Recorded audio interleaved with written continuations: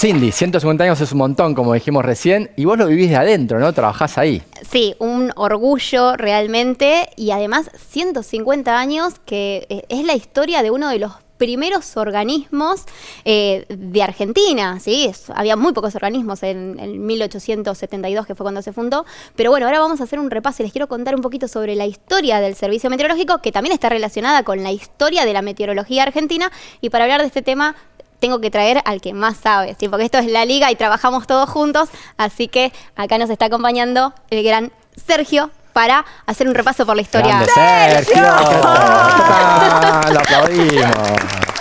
Claro que sí, muy bien, qué bueno, me encanta tenerlos a los dos juntos, me encanta este programa especial que estamos haciendo por los 150 años y bueno, esta dupla, no, nada, nosotros estamos acá para escucharlos. ¿Sabés por qué? Porque acá hay buen clima. Muy bien. Y aparte hay como un humor meteorológico que no se puede creer. Sí. Bueno, pero empecemos con la historia, cuéntenos cómo empezó todo. Bueno, tenemos que remontarnos a 1872, ¿sí? Al 4 de octubre. Al 4 de octubre, que fue cuando... Menos mal que tenemos un historiador en la sala. Él se va a encargar de la fecha, me parece. No, en 1872, que fue cuando se fundó, cuando se creó la primera oficina meteorológica argentina, porque en ese momento no se llamaba Servicio Meteorológico, sino que era la Oficina Meteorológica Argentina. Y uno de los protagonistas en toda esta historia fue Sarmiento, que en ese momento era el presidente. Muy bien, Cindy. Muy bien. Exactamente, y porque además, como pasa con muchas otras cosas en la Argentina, fuimos pioneros. A nivel estatal, fuimos los terceros del mundo, los primeros en Sudamérica. Había una primero en Hungría, 1870, otra en Estados Unidos, 1871, 1872 Argentina. ¡Wow, mirá! 3 países agrícolas, ese es un dato muy importante porque hay una cuestión económica fundamental a la hora de tener un servicio meteorológico nacional con respecto a que a veces estaba en juego la cosecha. Tiene sentido. Claro. Te iba a preguntar por qué, pero ahí está la respuesta. Claro, Sarmiento, que era un visionario en ese momento, se dio cuenta que para el desarrollo de Argentina, tanto económico como productivo, era muy importante conocer el clima de todo el país, que en ese momento recién estaba comenzando a habitarse, ¿sí? Había muchas zonas despobladas, entonces entendió que conocer el clima, cómo se comportaba la meteorología en cada región de Argentina, era fundamental para el desarrollo tanto productivo como económico, ¿sí? Y esto fue una de las ideas que impulsó la creación de la Oficina Meteorológica Argentina. Claro, porque tiene una prehistoria, ¿no? Una prehistoria muy larga, no se preocupen, no se la voy a contar toda, pero tiene que ver con una vieja incertidumbre del género humano con respecto a cómo va a estar el clima. Sí, claro. O sea, a La nosotros vida nos se preocupa juega en para eso. saber si vamos abrigados o no, pero para las civilizaciones era de vida o muerte tener un anticipo de lo que iba a ocurrir, y alrededor de eso se hizo de todo. Y el mismo Sarmiento, ya que nos podemos venir para la Argentina, cuando escribe en El Facundo, el libro El Facundo, hace toda una descripción de los vaquianos y las técnicas que tienen para saber si se viene una tormenta con solamente sentir el aire o si se viene lo que en ese momento eran vientos cargados de nubes, de polvo, que arruinaban toda una cosecha. O entonces saber era como una especie de saber intuitivo, que no es solamente intuitivo porque un poco es observación. Claro, es intuición informada, de estar Exacto. ahí, ver, Mirá qué interesante. pensar. Y esta necesidad de poder pronosticar ya se vivía en el comienzo del 1800 en gran parte de Europa, donde ahí comenzaron los primeros intentos de pronósticos, porque esto que estaba comentando yo recién de la necesidad de observar, ¿sí? En Europa ya habían tenido esta necesidad. Sarmiento, que viajaba mucho, se dio cuenta de que esto estaba ocurriendo y vino con esa idea. Pero lo que ocurría era que había países en Europa que ya estaban sistematizando, no con una institución, sino de manera... había mucha gente que tomaba observaciones y las anotaba, las registraba. Claro. Lo que empezó a ocurrir fue que hubo gente que se dio cuenta que podía recopilar toda esa información y plotearla en mapas, es decir, agarrar mapas de la zona unir líneas con igual presión o con igual temperatura, ¿sí? Hacía ploteos, cartas del tiempo, se llama esto. Y cuando empezó a hacer eso, lo hacía varios días consecutivos y se empezó a dar cuenta de que la atmósfera tenía un comportamiento, que se podía hacer un seguimiento de cómo se comportaba la atmósfera. En esos mapas se podían plotear los centros de alta presión, de baja presión, los frentes, que en ese momento quizás no se llamaban así, pero empezaron a notar un patrón en un comportamiento y entonces dijeron, che, si esto se movió así, podemos suponer que mañana va a estar acá, ¿sí? Y sabemos que cuando esto ocurre, hay lluvias, o hay tormentas, o hay días soleados, ¿sí? Qué maravilla, todo a mano, debe ser una locura ver esas cartas, Claro, esos pero mapas. aparte son aficionados, ¿no? Porque no es el Estado el que lo está haciendo en el momento que ella está relatando la gente absolutamente interesada en el tema, apasionada. Ella me contó varias anécdotas al respecto. Que después se haga estatal y se centralice todo, tiene que ver con gran parte de lo que ocurrió en el gobierno de Sarmiento, que es un enorme desarrollo en temas científicos, ¿no? Que tengamos información de lo que pasa en el norte, por ejemplo, sin un telégrafo, cuando te llega la información, ya la lluvia ya pasó hace rato. Pero también llegó en esa época el telégrafo, también en esa época Sarmiento trae a una persona fundamental. ¿Quién? Benjamin Gould, que fue el primer director de esta oficina meteorológica, pero que no llegó a Argentina para ser el director de la parte meteorológica, sino que era astrónomo él. Llegó a ser desde Estados Unidos. ¿Sí? Era un muy amigo de Sarmiento y vino a ser el director del Observatorio Astronómico de Córdoba. ¿Sí? Pero Benjamin Gould también se dio cuenta de que era necesario registrar la parte meteorológica. Él miraba mucho el cielo, las estrellas, pero dijo, che, la meteorología también es importante.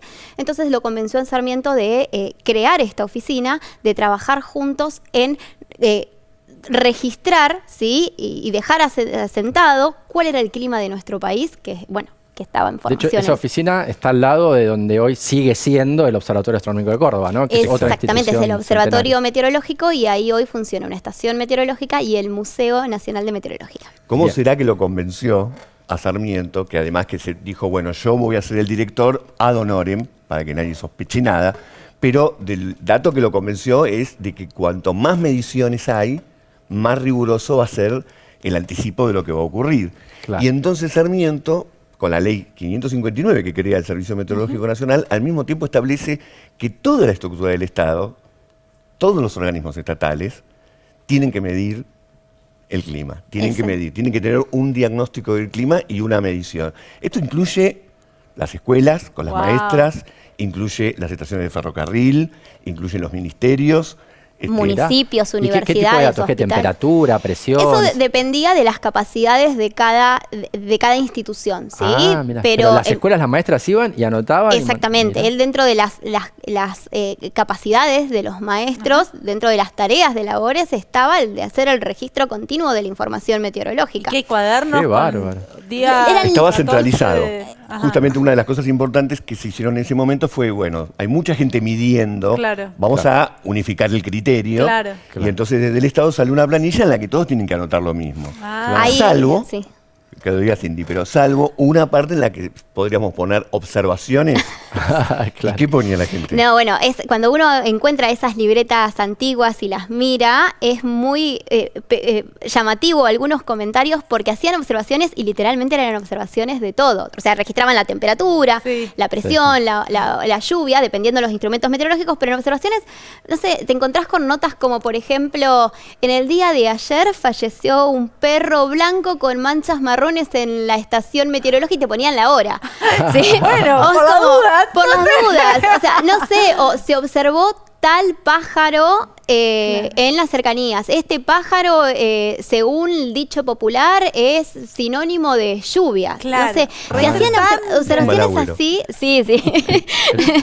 Tenías observaciones, incluso anotaban visitas a la estación, Era literalmente observaciones de todo. Si veían un incendio cerca, si se observaba algún fenómeno que ellos creían meteorológico, ¿sí? Que todavía no tenían conocimiento sobre eso, Claro. había una sección de observaciones y podés encontrar... Eran los precursores de la ciencia ciudadana, ¿no? Exactamente. La tecnología de hoy en día bastante bien. Y además de todos estos organismos públicos que hacían las observaciones, también había una red mucho más amplia de voluntarios. ¿Sí? Había mucha gente, sobre todo gente de la nobleza, que era muy fanática de la meteorología, ¿sí? de la nobleza de Argentina de ese momento, que Laburaba un poco. Sí. Podían que mirar. tenían sus instrumentos, ¿sí? Y ellos mismos completaban las libretas y las enviaban al servicio meteorológico. Hay varias anécdotas, historias. Por ejemplo, había una señora que se iba en sus vacaciones, se iba a pasar el invierno o el verano, no sé, a Francia, y se llevaba a cuesta su pluviómetro y seguía las observaciones en Francia, y cuando retomaba lo traía con todas las observaciones de Francia y enviaba esas observaciones. ¿Cómo es que se transformó entonces esta oficina en el SMN que todos conocemos? Hubo varios cambios, ¿sí? Porque pasó de ser una oficina meteorológica argentina y luego, en los próximos años, en la década del 30, 40, fue cambiando su nombre y también adquiriendo funciones y tareas diferentes. En un momento también fue un servicio de hidrometeorología, donde se hacían registros de los cauces de los ríos. ¿Sí? Mira. En un momento también el servicio meteorológico tuvo las mediciones de los sismógrafos. ¿Sí? En Entonces, un momento también, en el 66, ¿no? Con la dictadura de Onganía, pasó a depender del ejército, de las Fuerzas ahí, Armadas. con el golpe de Estado del 66, cambia el paradigma un poco de lo que es el Servicio Meteorológico Nacional, porque va a la órbita de los militares, ¿no? Hasta ese momento dependía del Ministerio de Educación. De del Ministerio de Educación. El Ministerio de Educación Mirá qué pasa... cambio, ¿no? De educación a los militares. Claro, Qué ni loco. siquiera pasa al Ministerio de Defensa, pasa directamente a los militares. Wow. Que le dan una importancia enorme al pronóstico del tiempo en base a un interés militar. Claro. Y está 41 años Ah, un en montón. esa esfera. Hoy Cindy me contaba que el comunicado decía por 40 días. que era intervenido por 40 días. Y 40 duró- días. Fueron se hicieron 41 41 años. años. Sí. 41 ¿En serio? años. Y Wow. la recuperación hacia la sociedad civil, digamos, del Servicio Meteorológico Nacional, no es solamente una cuestión administrativa burocrática, sino que también es un paradigma distinto. Que, si no me cierran la cuenta, ¿fue en el 2007? Exactamente. Bien. ¿Y ¿Te cómo hiciste la fue cuenta eso? por lo de los 41 años? Dijiste 41 años, en el 66, al 41, 2007. Aparte tiene esta capacidad hermosa. Era una cuenta fácil. Bueno, pero ahí, por ejemplo, se liga con algo muy interesante, la noche de los bastones largos, que aquí hemos hablado Sí. de la noche de los bastones largos. Entre otras cosas, a uno de los que le pegaron un bastonazo en la cabeza fue uno de los grandes estudiosos del tema climático. Claro, Rolando García. Rolando García. Que además también fue Ah. director del Servicio Meteorológico antes de todo esto. Entonces Mirá. hay una gran relación. Rolando García estaba Sí. meteorólogo, fue director del Servicio Meteorológico y llevó un gran avance de la ciencia al servicio en sus años como director. Claro, no por eso- solamente la ciencia, porque lo interesante de ese tipo de científicos es que tenían un estrecho interés con lo que pasaba con la sociedad. Y además es un terreno en el que la Argentina se ha destacado, la verdad que se ha destacado, pero... Y se destaca. Y se destaca También. porque muy tempranamente, ya en las Islas Órcadas, en 1904, ya había un lugar ahí, la anécdota, no sé si contarla o que la cuente ella, pero ya ahí había un centro de observación que ustedes imagínense la importancia que tiene. ¿Quién iba a ir en 1904 a esa zona? ¿Dónde quedan esas islas? Las Islas Las Órcadas Islas del Sur. Orcadas del Sur son parte de la Antártida. De la Antártida. Sí, están claro. muy cerca de la península antártica, ¿sí? Bien. El Servicio Meteorológico, esto creo que ya lo he comentado alguna vez, tiene varias bases, varias estaciones meteorológicas en la Antártida, pero una de las primeras fue la de Orcadas, ¿sí? Hoy es la base Orcadas en las Islas Orcadas del Sur. Entonces, nosotros desde 1904, hoy tenemos observaciones de manera ininterrumpida, porque no nos fuimos Wow. nunca más, y esto claramente fue fundamental para reclamar no solamente ciencia en el país, sino soberanía, Claro. porque fuimos de los primeros que instalamos, el primer asentamiento permanente que hay en la Antártida. Es un montón. Qué bárbaro. Entonces, es gracias Es un a montón. esa Bueno, visión. Bueno, en realidad, gracias a que hace tanto tiempo que tenemos un Servicio Meteorológico Nacional, hay más de 55 centros de observación que vienen trabajando y por lo tanto uno sabe en los últimos 100 años cómo fue variando el clima día a día. Que es fundamental, cada día es más importante con todo lo que está pasando con la crisis climática. Los datos son fundamentales, o sea que qué bueno que exista el Servicio Meteorológico Nacional y que esté cumpliendo 150 años, ¿no? Tenemos que irnos de este primer bloque, tenemos que terminar este primer bloque. Vos, Cindy, te quedás con nosotros un ratito más. Me quedo, sí. Vos, Sergio, te despedimos, una reflexión final. Tiempo loco. Tenemos los 4 climas. No, me parece, iría por ese lado, ¿no? En un momento determinado, ¿por qué surgen en todo el mundo servicios meteorológicos nacionales, ¿no? Más allá de que acá somos entre los primeros, empezó a ocurrir, bueno, no solamente tiene que ver con el desarrollo científico y tecnológico que lo permitió, sino con que había una necesidad social. Siempre que hay un desarrollo científico, técnico, hay una necesidad social previa, y los 3 países que estamos nombrando, Hungría, Estados Unidos, Argentina, son países que en esa época eran grandes centros agrícolas y lo que se estaba corriendo era la frontera agrícola mundial y por lo tanto tener la posibilidad de prever las condiciones climáticas era no solamente de vida o muerte, sino se ahorraba muchísimo dinero. Las pérdidas económicas por cuestiones climáticas eran gigantescas. Muchísimas gracias a los dos, hermosa dupla, aprendimos un montón. Y ustedes no se vayan porque en el próximo bloque vamos a seguir festejando los 150 años del Servicio Meteorológico Nacional, allí mismo y con su directora Celeste Saulo. Primer directora mujer del SMN. En el próximo bloque, acá en la Liga de la Ciencia, no te lo pierdas. La Liga de la Ciencia es alfa, es beta, la Liga de la Ciencia. ¿Se puede medir la satisfacción de trabajar siempre en un lugar diferente? ¿Se puede medir la sensación de vivir sin una rutina? ¿De trabajar en contacto con la naturaleza? ¿De ser tu propio jefe?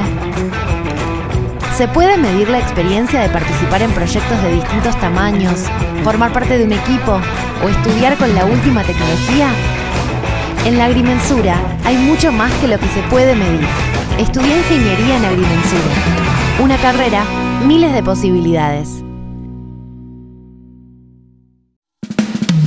Es nano, es mega, la Liga de la Ciencia es alfa, es beta, la Liga de la Ciencia.